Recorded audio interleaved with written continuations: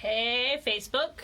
This is Lorena with Synergy Behavior Solutions, and I am talking about something fun and simple today. I'm pretty sure I've actually talked about this before, which occurred to me when I was typing out the title. I was like, deja vu. But I don't care, actually, because I think that the more that I talk about and utilize this skill and teach clients and students this really simple game, the more I just see how useful it is, and I see that it's actually my go-to in so many different situations for so many reasons. And so what we're going to be talking about today is catch. So we call it cookie catch at Synergy, which is really just your dog being able to catch treats.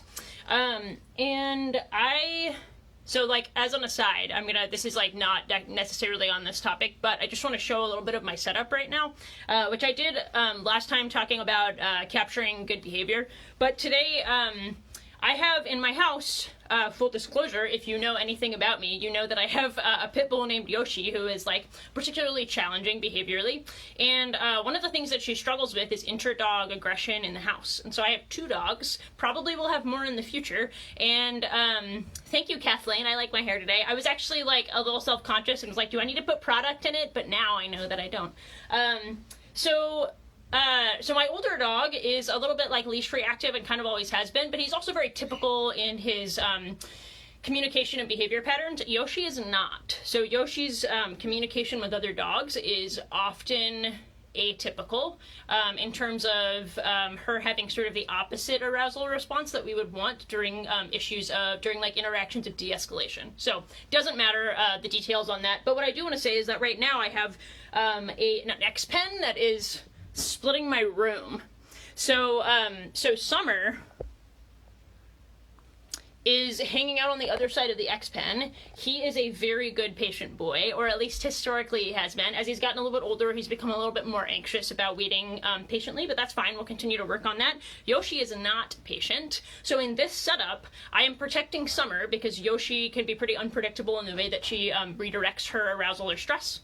So he's on the other side of the gate, but I want to point out that if I had a dog that was a little bit more typical, I would absolutely be working on turn taking, which we used to do. So I'd have one dog on a bed and the other one training. But I want you to remember, if you have a multi-dog household, if you're asking one of your dogs to be still and watch something exciting, for example, in my house, we train with positive reinforcement and games, which means they both love to train. So there's a lot of FOMO around I want to be doing that thing. And so because I don't train through coercion, it's not an unpleasant experience for the dog, so they both want to be involved all of the time. So if you are working in a multi-dog household and you have a dog that is being asked to be still and calm, that dog has the harder job. So make sure that you are also rewarding that dog. So even though Summer has a ton of experience watching me work with Yoshi and being calm, I'm still going to be rewarding him throughout the session because he has a harder job. He wants to play catch too. So what's nice is that I can drop treats over the X pen and he still gets to play catch. So, relatively unrelated, but I think still an important point that I wanted to make. So I'm just going to talk a little bit about why I like catch so much. Hi, Yoshi. She's already ready to go. So there's a lot of different levels and layers to teaching our dogs to catch treats. It's really just like tossing treats. You can toss them ahead, you can drop them from your hand, and I'm going to show a few different levels and how to do it. If your dog doesn't already catch treats, I will give you some tips on how to start teaching them, but remember that a lot of people will tell me that their dog can't catch treats. And often that's because this is a new skill. You don't expect your 2-year-old to be able to catch a ball when you first throw it at them, so make sure that you're giving them time and working on it. Some dogs will take months to learn this skill, and others are much faster about it. Some dogs I've met are really great at catching balls and toys, but cannot catch a treat to save their life. So work with your dog where they're at and have fun with it. Remember, it's not about the, final goal or making the thing happen. It's about play and interaction for what it is, not necessarily for what you think it's supposed to look like. So the more that you play, the more you will have success down the road. So that said, I find myself using catch for a variety of reasons. So tossing treats, when we talk about reward delivery, makes the reward that much more interesting for the dog. So Yoshi, even though she is not a super big kibble fan, if I toss kibble, she will catch it. Even if she is not hungry and not interested in eating, the interaction is reinforcing to her. So thinking about reward delivery in that context and not so much that kibble is important or my dog won't work for kibble. It's not necessarily about that. It's about the delivery of the reward and the engagement for most dogs. So there's that piece. It is a really great focus game. Your dog needs to pay close attention and invest a lot of energy into focus, and almost this like tunnel vision way that means that the environment can kind of melt away for your dog, which for so many dogs that I work with, like fearful dogs, reactive dogs, is super, super important. I also really like it because it get this nice upward focus, and that upward focus gives us a lot of control that isn't based on tools or coercion or whatever. I also find that the more that I play this game, the more value my dog has for it. So in the house, Yoshi always loves to catch, but for a long time she didn't really want to catch outside, maybe one treat at a time, because she was definitely still more worried about her environment. So she'd be like, catch a piece of food and then scan, and then maybe like check back in to catch another piece. But now we can walk like our entire walk for like 2 miles, and she's just happily catching treats the whole time, walking right next to me. So I really like games and behaviors that we can teach that teach a bunch of different concepts at once. Because I am an efficient trainer, Sarah would say. I would say I'm a little lazy, and I sometimes am not great at like precision training, like with the clicker, which I can do, but it's not my favorite. And so I like to play games that get the dog to practice the behaviors that I like. So catch is a behavior where I'm getting focus, I'm getting proximity, so my dog stays close to me, and I'm building value and engagement with me, not the environment. And all of those lead to things like loose lead walking, automatic check-ins, really great recall, etc., etc. So, and I like all of that stuff for my pet dog, right? They're on the bed, buddy. There you go. And so I'm going to show you kind of what it would look like to work on higher levels, but first I'm going to talk about how to teach your dog to catch if they do not yet know how.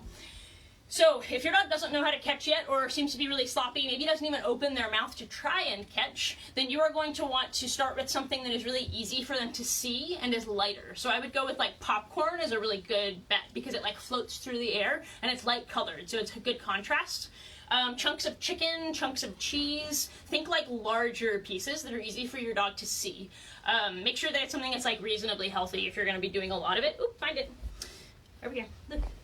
But I'm using raw coated kibble today, which is my go-to like training treat in the house, and it's just part of my dog's daily food ration. So start with your dog in front of you if they don't know how to catch yet, because that's the easiest way for them to follow what's happening. Let's see, I'm gonna like tilt this down just a little bit so you can see. I know that my lighting is not great in here, it just is what it is. So your dog can sit, stand, whatever. Ideally over time I would like my dog standing, but it's fine if your dog chooses to sit or lay down. If they're like, all right, you're gonna toss treats to me, I'm in. So what you're going to do is, like, I usually will show the dog the treat. I do this with puppies when I'm just teaching them to train.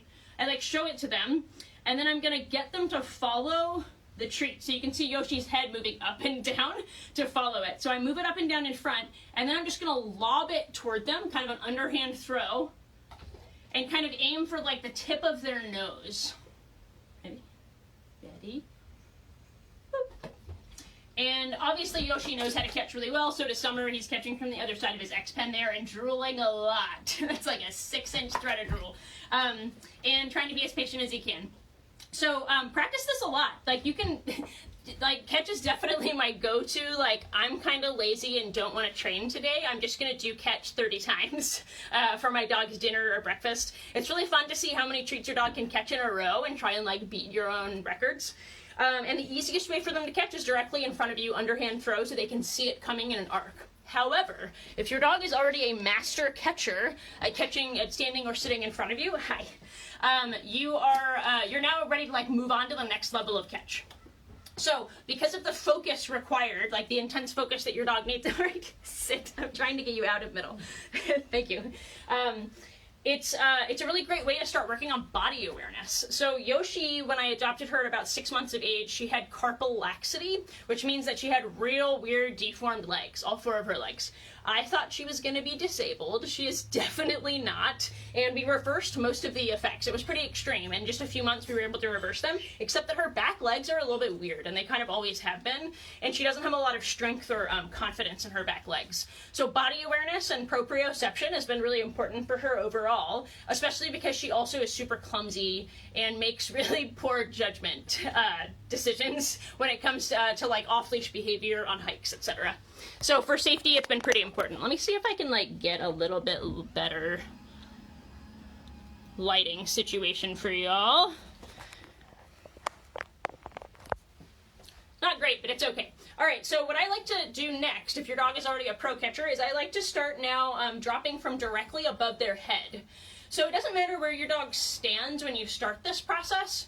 If you are somebody who taught your dog to sit first thing first, which I think is what everybody does, we kind of get this thing that happens where a lot of dogs will always come to the front. Always. And so they're like, oh, it's training time, I sit or lay in front of you. And if that's the case, that's not because your dog is stupid. They understand that this is, get rid of this notification. They just are like, this is our position. This is what I do, is I sit in front of you. So this is a really great way to build some flexibility in terms of your dog standing to your side. But if your dog normally goes to the front, that's fine. You can just put your hand out above their head in front of you to start this process. So dropping from straight above, oops, go find it, is much harder than the arch. Like, that little arc gives them time to like time it and figure out exactly how to catch it appropriately. I don't want to do middle right now. There we go. And but the plumb line makes it quite a bit more difficult. So your dog has to get their timing pretty solid. And you can see how nice that treat bounced over to Summer. He didn't see it, but I want to make sure that Yoshi understands that if a treat goes over near him, it's not still hers. Something she struggles with. Good boy, Summer, get it. So, so she has to focus pretty intently on my hand. I also can,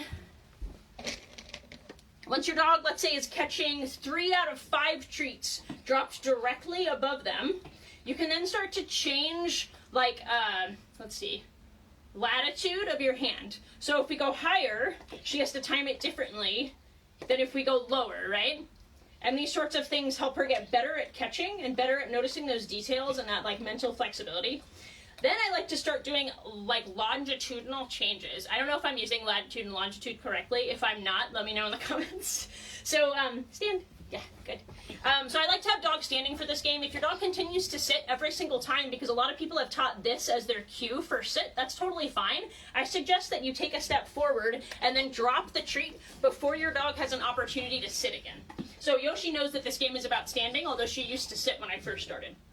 So when you start working toward moving in this position, and I want you to notice that Yoshi is in a very nice proximal, loose lead walking position right now. I wouldn't say that she's in heel. I don't teach a formal heel, but I would say that the average pet owner would really like their dogs to walk right here on leash. Playing this game dozens of times a day is a great way to build value for this position so that your dog chooses to stay right next to you. And that's with or without my hand there. It's about building value for a spot. It's not about the food. I don't know how many times I have to say that, but people don't seem to get it. So I don't need to be doing this the entire time I'm walking my dog on leash to make her walk next to me. It's about what the dog practices in a particular context. And she is practicing focusing on me and staying close, right? So before you start trying to take big steps forward and backward, even though it's very tempting, I suggest that you start with just small movements. And that's because, again, this is about body awareness. So I will just shift my hand. Nice. Good. I'm just going to shift my hand back just a tiny bit when she's focusing. Yeah, just a tiny bit backward and forward. Good.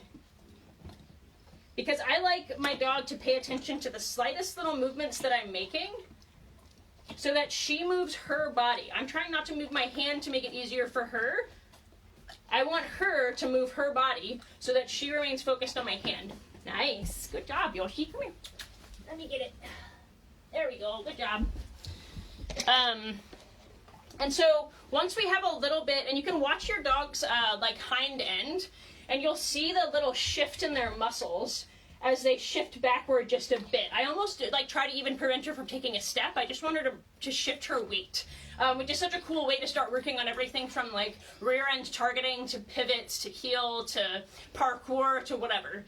So a really nice skill to have, that kind of body awareness. And then I will just, Yoshi actually learns to walk backwards before she learned to walk forwards, and she still struggles to move forwards with this particular catch game. So if I walk forward, I have to move pretty slow, but backwards she can go, go, go. So once your dog is able to move backward and forward, you could even start some like latitudinal shifts and see if your dog will step back into your side. Yes. You can get like a nice pivot. Nice. Beat Summer Dog. She's finding the treat. Do you need help? Let me help you. Oh, it's stuck under my chair. Here, come here. You got it? Good job. Come here. And so then you can start getting a little bit fancy. So now maybe you can start walking straight forward. Maybe you can teach your dog to walk backwards. Come here. And you can even use this to teach your dog to walk backwards onto something, which is nice. So, so I find that a lot of my students with reactive dogs get a lot out of this game as a really great go-to to move past distractions. So if you get really, if you get super solid getting your dog to walk up and down the block, just focusing on your hand and catching kibble, get it? You can actually like start to move past distractions. And I find this game to be really great as a transition from a high arousal reaction. So let's say Yoshi freaks out about a squirrel.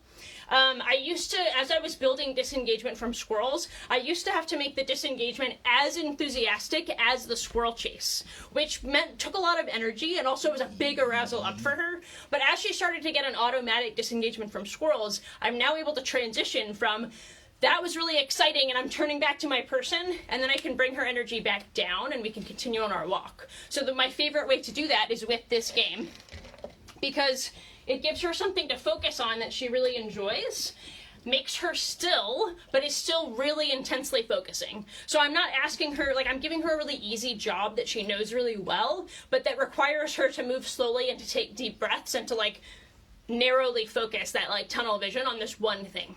So if you are not doing cookie catch with your dog, I highly recommend you do it. It's a really easy way to ditch the food bowl and a really easy game to play. And you can start to generalize it to different environments. So if your dog doesn't seem that keen on it, continue in the house. Continue in easy settings. Try not to make your dog play catch out on walks if they're not ready. A lot of dogs I find are not ready to play this game on walks because they're still worried about the environment. So if you find that your dog does one catch and then needs to scan or stare straight ahead, that's a really good sign that they're still a little bit worried about the environment and they're not ready to disengage from it yet because they don't feel safe. So something to think about. So if you play catch, drop some information in the comments about whether or not your dog likes it. My dogs at this point, because I have a gated community in my house, often during dinner time at night, because I end work late, they get to catch their kibble piece by piece while I'm cooking and eating. And so I stand in the kitchen and Summer's in the living room, probably 20 feet away, and he's catching treats from that far away. And then Yoshi on the other side of the counter. So it's a really nice way to build value for some stillness and your dog getting to have a really fun game, but you don't have to put a whole lot of effort in. I see some comments. Let's see. Kathleen, Kodo will stand on his back legs to compensate when I raise my hand. Yeah, so a lot of dogs find this game to be pretty arousing initially. So I think that timing is important. So if your dog is the kind to jump up toward your hand, that's not when I would be dropping the food, which I know you probably know, but this is actually a really good point that I didn't bring up. So often I would just wait till all four are on the floor. Boom, drop a treat, drop a treat, drop a treat. So high rate of reinforcement prevents that frustration of like, I'm going to try and get the food. Even Summer still bounces up sometimes when he gets excited, and he actually cannot catch a treat without jumping to catch it, which is fine. It's cute. He's very enthusiastic. But he's starting to get to a point where like he's laying down now and he can now catch treats, but he still needs to come up. It's like a dramatic experience for him. Yoshi is much more like controlled with their catching. So take some videos and maybe share with us your dog catching some treats. And this is my favorite go-to if Yoshi is concerned about the environment and I want her to focus on me. So like we were at a farm and there were some cows. She'd never seen cows before. This game was a great transition for her to be like, this is something I know how to do. I'm not going to be worried about the cows. All right, so have an excellent day and hope you have some fun with your dog. And I will see you next week.